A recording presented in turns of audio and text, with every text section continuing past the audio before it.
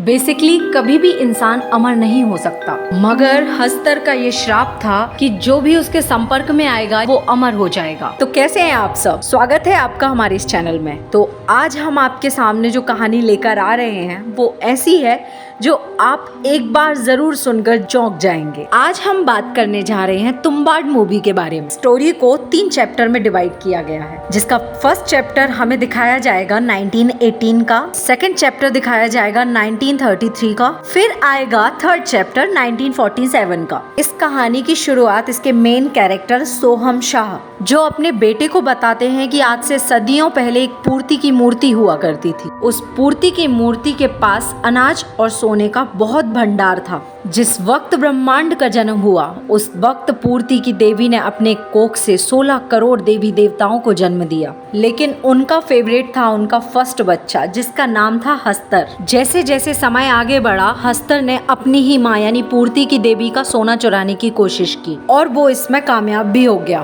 फिर वो अनाज की तरफ बढ़ा, लेकिन वहाँ पर मौजूद और देवी देवताओं ने उसे नष्ट कर दिया और उसे कई सारे धूल के कणों में बांट दिया। और बस एक आखिरी प्रहार से उसका जीवन खत्म होने वाला था, लेकिन पूर्ति की देवी ने उसे बचा लिया। अब बस एक आखिरी प्रहार से उसका जीवन पूरी तरह खत्म होने वाला था, लेकिन पूर्ति की मूर्ति ने उसे बचा लिया। लेकिन उसे बचाने के पीछे पूर्ति की मूर्ति की एक शर्त भी थी कि तुम्हें आज से कोई नहीं पूजेगा और साथ ही पुस्तक और पुराणों में तुम्हारा नाम कभी नहीं लिया जाएगा। लेकिन कुछ दिन पूर्व ही सोहम शाह और विनायक राव के पूर्वजों ने ही हस्तर का मंदिर बना दिया और उसे पूजने लगे। इस बात से बाकी देवता बहुत नाराज हो गए और उनका गुस्सा तुम्बाड पर बारिश बनकर टूटा। अब यहाँ पर ऑडियंस का अटेंशन पाने के लिए एक लाइन बोली गई है कि हस्तर का श्राप हमारे लिए वरदान है। अब यहाँ पर ऐसा क्यों कहा गया है, आगे मैं इस कहानी में आपको बताऊंगी। यहाँ से कहानी पहुँचती है 1930 में, जहाँ पर एक लेडी दिखाई जाती है जिसका नाम होता है ज्योति, जो तुम्बाड में एक बाड़े में आती है, जिस बाड़े का नाम होता है सरकार का बाड़ा, क्योंकि यहाँ पर सिर्फ एक पंडित ही जिंदा होता है जिसका नाम होता है सरकार। और यहाँ पर आकर वो उसे सेक्सुअल प्लेजर देती है, जिसके पीछे उसको एक सोने की असरफी मिलती थी और सोने की उस मुद्रा के लिए वो ये सब करती थी।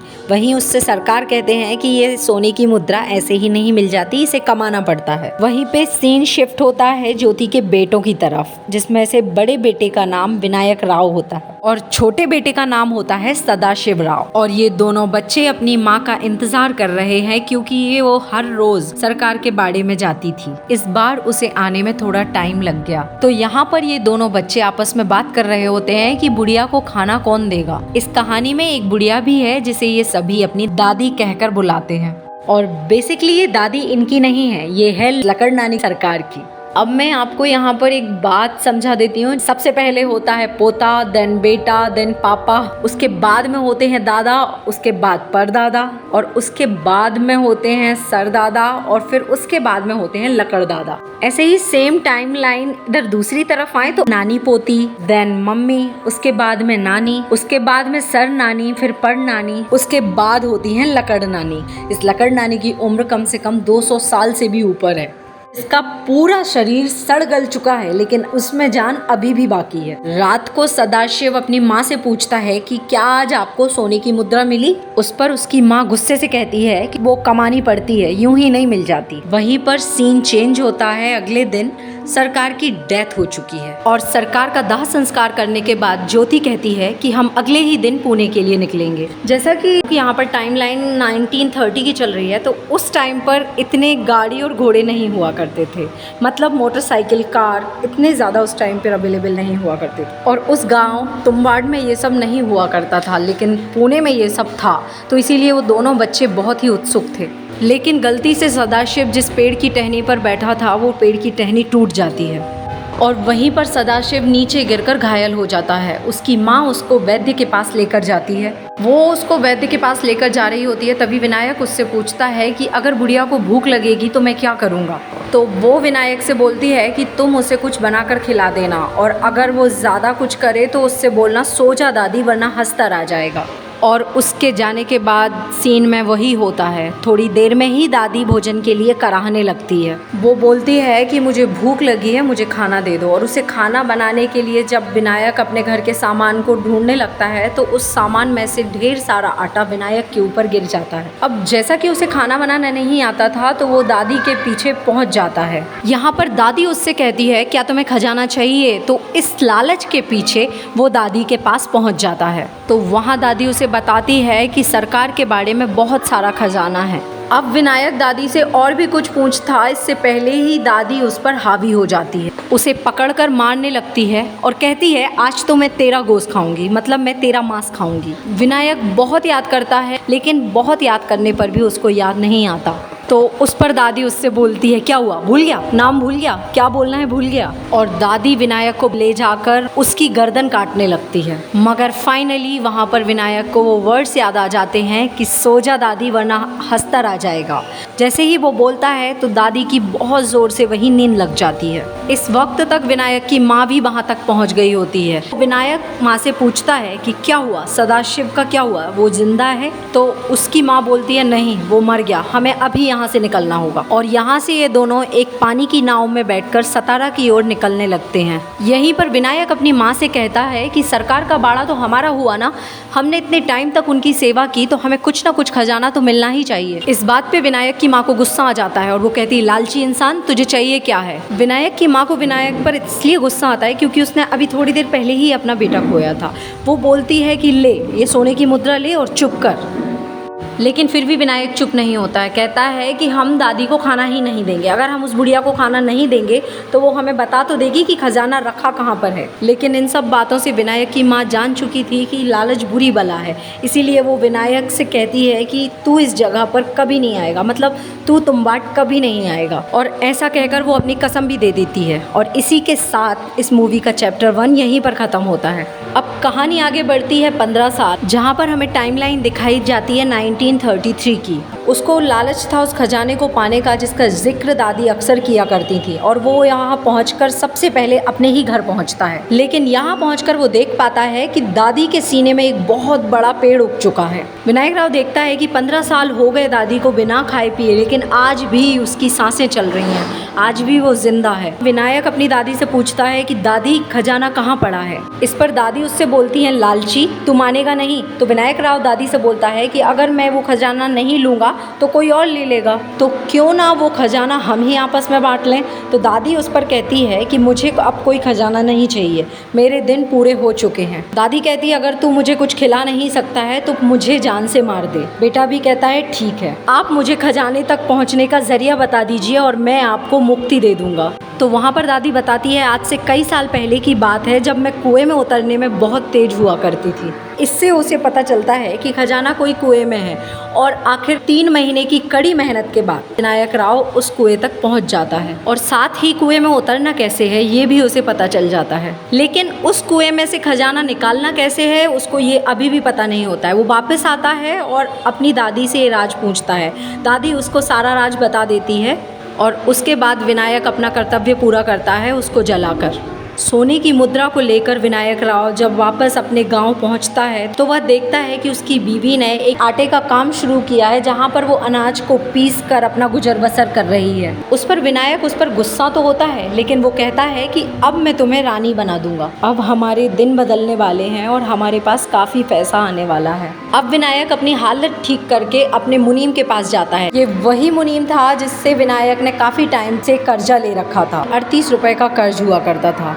तो विनायक कहता है मेरे पास एक स्वर्ण मुद्रा है, इसका कितना दाम होगा? तो वहाँ पर वो मुनीम जिसका नाम होता है राघव, वो उस मुद्रा का रेट 100 रुपये बताता है।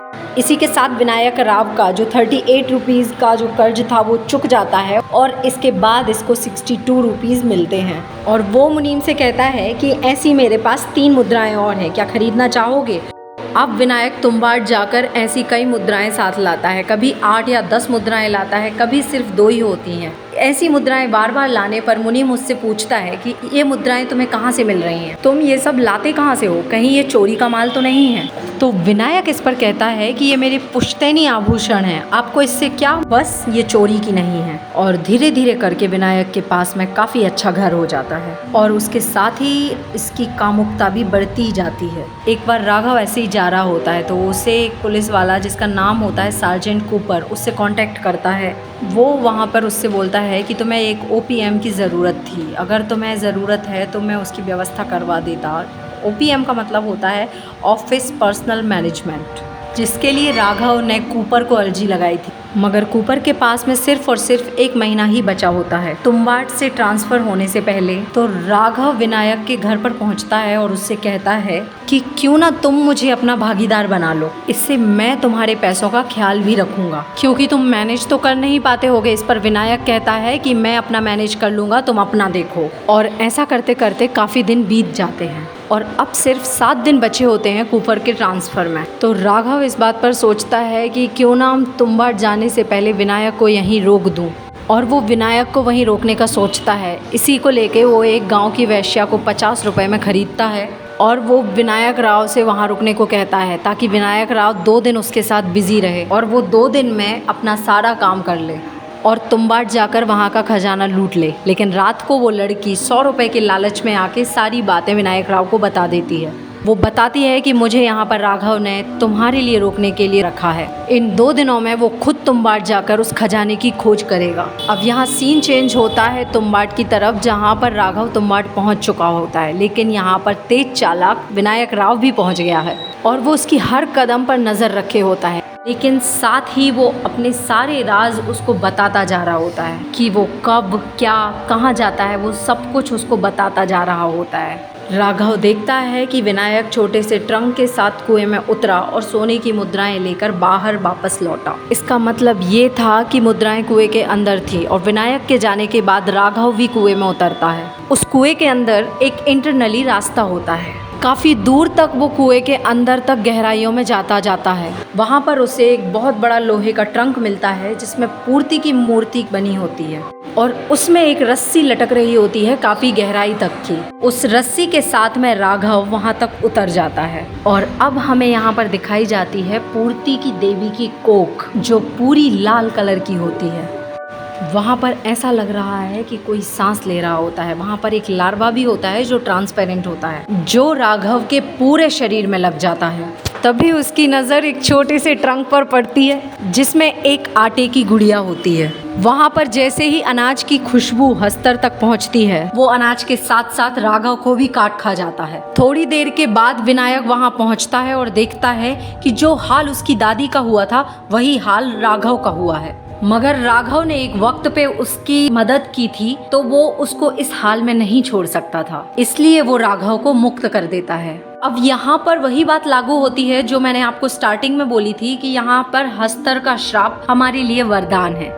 अब ये श्राप आखिर वरदान क्यों है, मैं वो भी आपको एक्सप्लेन कर देती हूँ। बेसिकली कभी भी इंसान अमर नहीं हो सकता, मगर हस्तर का ये श्राप था कि जो भी उसके संपर्क में आएगा वो अमर हो जाएगा। मगर अमर होने के साथ साथ एक बात और थी कि उसका पूरा शरीर सड़ गल जाएगा। हालांकि उस इंसान को पता तो होगा कि सोने की मुद्रा कब और कहाँ कैसे मिलती है। ये बात एक वरदान जरूर है, मगर ऐसी कष्टदायक जिंदगी कौन जीना चाहता है। और धीरे धीरे समय आगे बढ़ता है और अब कहानी पहुंचती है इसके 3rd चैप्टर पे, जहाँ पे हमें ईयर बताया जाता है 1947। इस वक्त तक विनायक राव के 3 बच्चे भी हो चुके होते हैं, 2 लड़कियां जो कि ट्विंस होती हैं और एक बेटा होता है, बड़ा बेटा, जिसका नाम होता है पांडुरंग। हम यहाँ पर देख पाते हैं कि पांडुरंग जो कि एक पैर से अपाहिज है, मगर फिर भी विनायक राव उसे एक छोटा सा वर्क स्टेशन बनाकर देता, जहाँ पर वो रोज प्रैक्टिस करके अपने नंबर्स काउंट करता था कि आज उसने कितने टाइम के अंदर लाइन क्रॉस की।